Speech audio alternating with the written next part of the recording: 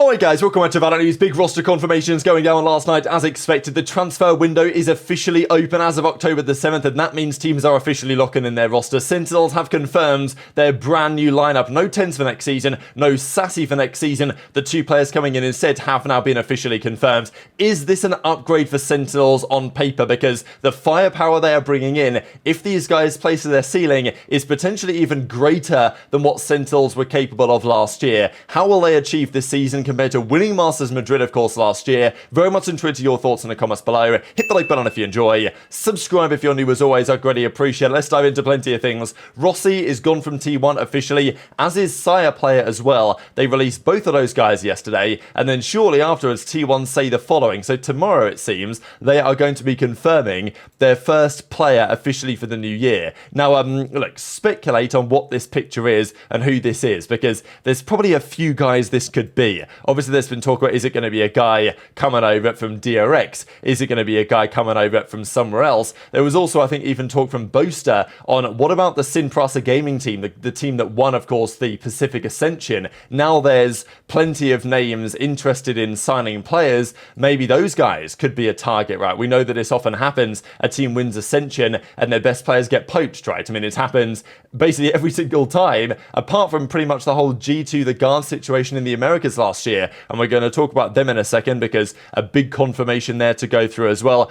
Just quickly on the Gen.G stuff, trying to piece together exactly what's happened here. I think I'm not surprised Gen.G made a change, because whenever you're a good team and you win a big event, but then you bomb out at the big one, of course the World Championship, it's always more likely than not that the team will end up making a move. It's just how it tends to be in esports. But I think I was surprised that we hadn't really heard any rumours on it, and then out of nowhere, they drop half their roster. And Meteor is speaking as if, yeah, this is a done deal, and as he says, you know, he tried playing ranked and it was obviously difficult after the World Championship. And he gives a bit of insight into why this might have happened, because as he says, I really wanted to stay with Gen.G, and I even talked to the organisation about it. But after we won an international tournament, I figured that for both me and my teammates, salaries would increase, and each player would eventually move to the best situation for themselves. It felt like we were all in this uncertain state. I even asked my teammates and coaches. No one could give a clear answer. The uncertainty made things harder as well. So he's going to be doing some trials,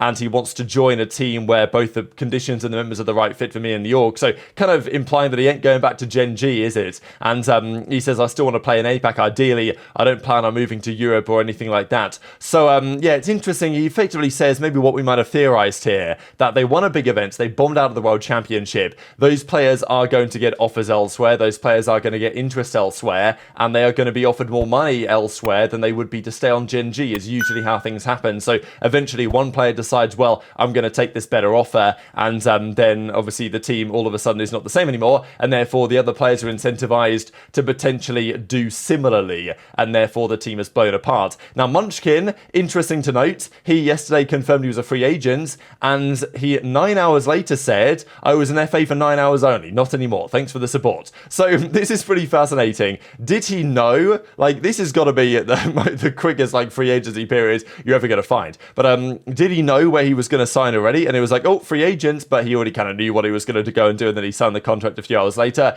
Or was he a free agent? Someone reached out to him, and then 9 hours later he signs the deal. Interesting to say, but people have been speculating where it might be. I will say just quickly that Team Secret have kind of been hinting maybe at something. So yeah, well, not something the player, but you know what I mean, something going on. For example, with Munchkin, that would be interesting. So yeah, intrigued to your thoughts in the comments below, but I don't expect this as, oh, I've left Gen.G and I'm coming back to Gen.G. Seems far more plausible that to another team is potentially the next step for him. This another development for Team Liquid. I will say this has been a rather controversial one. Many of the replies here from Liquid fans are like, are we sure this is the right idea, right? So Camo, it seems, is coming into Team Liquid and reaching an agreement with KOI to transfer the player. Just interesting because there were other options out there, right? I mean, they're forming a team around Nats again, and, you know, people are like, oh, are we sure this is going to be enough for Nats to like show his true potential or whatever, just because there were rumours given the roles that were still available on that team. Could they have, you know, gone big or gone home and try and get a guy like Aspas onto the roster? Maybe it was even possible, but they've not decided to do that. They're not signing Crystal as well, another player that many wanted to see on the team, at least per current rumours. So that caused a fair bit of backlash in the scene, as did this, to be fair, as well. Mazzino, as we full well know, controversial character. Not exactly clear why he was dropped from Lev, but it was possibly related to some of the drama that involved Mazzino over these last few months. But it turns out Crew are willing to give it a go. Talented player, sure. Not a player that was going to go back to Lev, sure. So Crew Esports, they're looking to sign him instead. So reportedly, that is a done deal as well. Of course, Crew were linked not that long ago to Sadak, but now he's going to go over to KC. And speaking of KC, we'll get to one of their former players in a second. Firstly, from C9, as we expected, right, yesterday everything happens because the transfer window opens, all the changes were being made official. Vanity is gone, Rooney is gone. So Rooney, I think there was talk maybe they would keep him around over there at Cloud9. It was a possibility that as an IGL he could stay. I actually kind of liked that idea, to be honest. I felt like he was almost an underrated asset that they had, but they've got rid of him, and actually shortly afterwards Rooney confirms that he's going to retire, he's going to step away, and as he says, most importantly, thanks for the fans that made everything possible, feels like my time to move on from playing. Unfortunately didn't get where I wanted to, still happy to have experienced something once in a lifetime. So this is pretty funny in the replies here. See you guys next season when Cloud9 hits my line, right? Because we know that they've gone plus Rooney, minus Rooney, plus Rooney, now minus Rooney again. Is it impossible that they say at some point, all right, you know what, make the return? It could happen. It's probably unlikely, but wishing him the best anyway. We've seen players do this, and I feel like he definitely had other options. You know, he could have grinded through challenges, but I guess his feeling was that was not worth it for him, and maybe fair enough. This from Xander as well, it officially says, this we're almost certain is 100 Thieves related. We thought for a little bit of time that Xander was going to go to Sen. Then it became clear that actually no, Sentinels had their sights set on another controller player, and therefore Xander was going to find his way into 100T, which we believe is now what's happening, especially with what we'll see in a second. G2 though, they confirm it, that they've managed to get Jorgamo out of the Evil Genius's jail, and G2 Jorgamo is an official member of their lineup for the upcoming season, right? So they've played around with a little bit, haven't they, G2? This team is the guard that managed to win Ascension very impressively. Their coach, of course, Josh Ortiz over there, still doing a phenomenal job. They get rid of Net, they bring in Icy, he does an okay job, but they want to go one better, right? And they wanted to sign Jorgamo in, that's what they've done.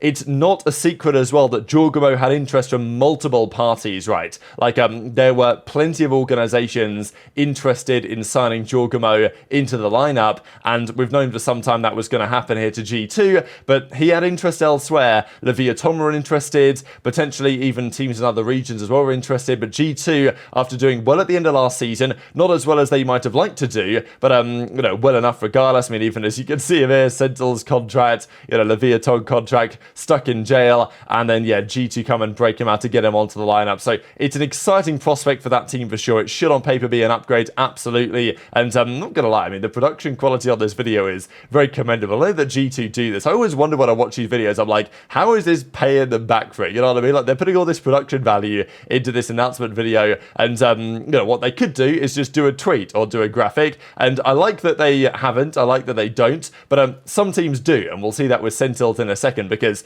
they, Sentinels, have lower production value on their announcement videos, but way more interactions, which is the Sentinels way. So let's get into that then. So Karmine Core confirmed yesterday, N4RRATE is gone, a player that joined their lineup. Of course, even last year he was linked to NRG. Casey got him, he did a great job on that team, and that really maintained throughout the season, but especially at the start of the year. The firepower on this guy is not to be underestimated, and effectively N4RRATE's coming in for Sassy is, I think, a particularly big deal. It was confirmed though yesterday that officially on the database, Tens is gone. This is also true for Sassy as well. So yeah, Tens officially removed from Sentinels. A sad day in the scene, but look, they are moving on to their next adventures, and here they have it. Not the chair, right, that they use for some of their other videos, but they have a couple of seconds, and N4RRATE just comes into the shot, and here we go. You know, a nightmare in red, they say. So, simple stuff. Sentinels N4RRATE is official, and shortly afterwards they confirmed Sentinels Bang is official as well. This was kind of the interesting one, right? Because they had to go and get Bang. I mean, like, N4RRATE getting him off KC, I feel like they were going to move in a different direction anyway. But the possibility of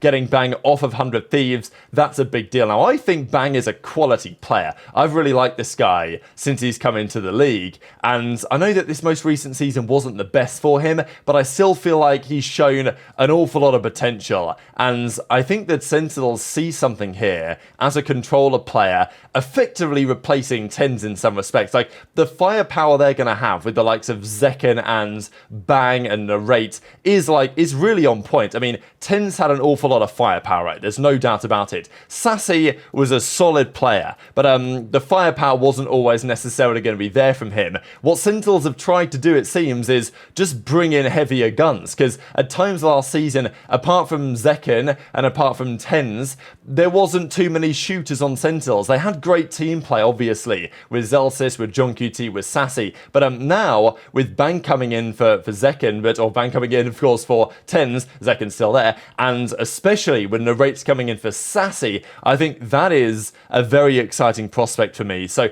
I think Sen, they've kind of cooked here, I think. I like what they've built, and I think it's going to work out for them, right? These are some really talented players, and it's not worth underestimating how much force they could have. Now, whether the team works, like whether it actually all comes together as it should do on paper, you never know the answer to that. And are they going to win an international next season? I mean, they're going to try, but it's going to be difficult to replicate what Sentinels did the most recent season at Madrid. And they still did well at the World Championship too, but they had that bit of a slump that they needed to try and correct and to get over. So very much intrigued to your thoughts in the comments below. I will share a couple of funny things here, right? So in the replies, obviously there was, for example, something like this, when, Boostio was saying, like, screw this Bang guy, basically, didn't need him anyway, type thing, of the Los Angeles Thieves roster. They're getting Xander, we believe, instead. But we know that there was some drama with Boostio on the whole content stuff. He was saying, oh, I had to get up at 7 AM for content and all this. And Zeltis says, bang, bang, no more 7 AM content days for you, buddy. Time to actually lock in and win.